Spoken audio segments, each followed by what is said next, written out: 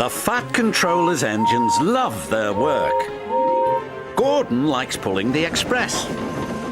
Thomas likes his branch line. And Percy likes taking the mail. But none of them likes being a middle engine. It's no fun being stuck in the middle.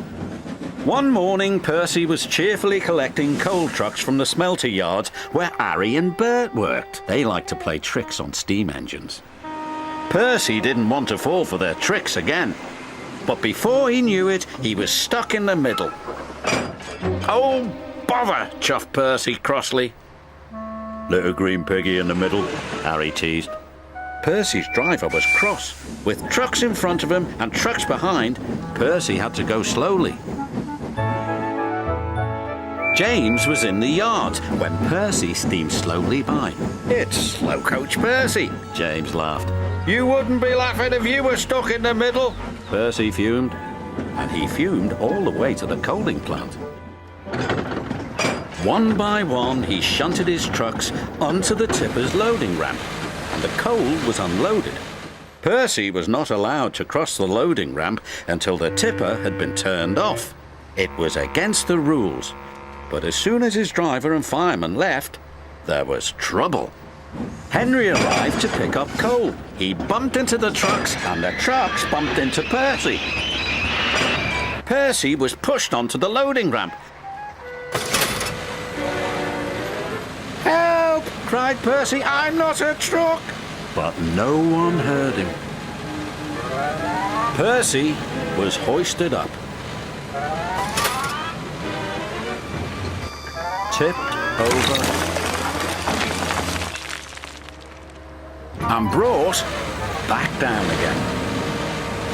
After Percy was lowered back onto the ground, the manager was very cross. "You have caused confusion and delay," he said. "I'll have to report this to the Fat Controller." That night, the Fat Controller spoke severely to Percy. "I'm very disappointed in you, Percy," he said. "You know it's against the rules to go on the tipper's loading ramp." "Sorry, sir," Percy said sadly, "but it wasn't my fault. It's because those diesels made me a middle engine." "Nevertheless, you will shunt trucks in the yard until I can get to the bottom of this." "Pa," said James, thinking no one could hear, "I could handle those diesels with bent buffers and a busted boiler." "Then you will do Percy's run to the smelter."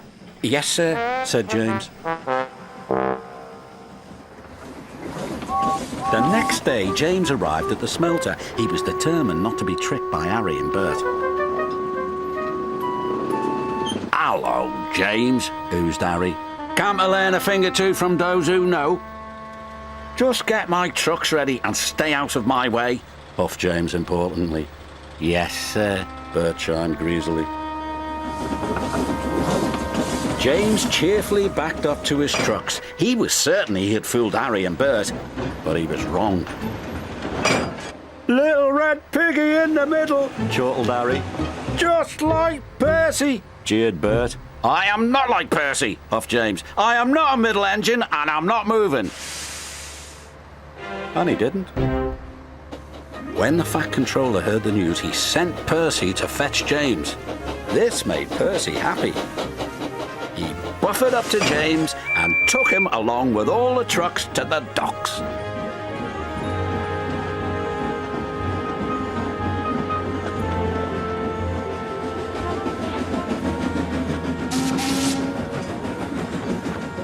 "Right on time," said the manager. "But what is that big red engine doing in the middle?" "Learning," Percy replied. "Learning what?" "Learning to be a middle engine." James covered himself in steam, hoping no one would recognize him. But it was no good. There is only one big red engine on the island, and everyone knows his name is James.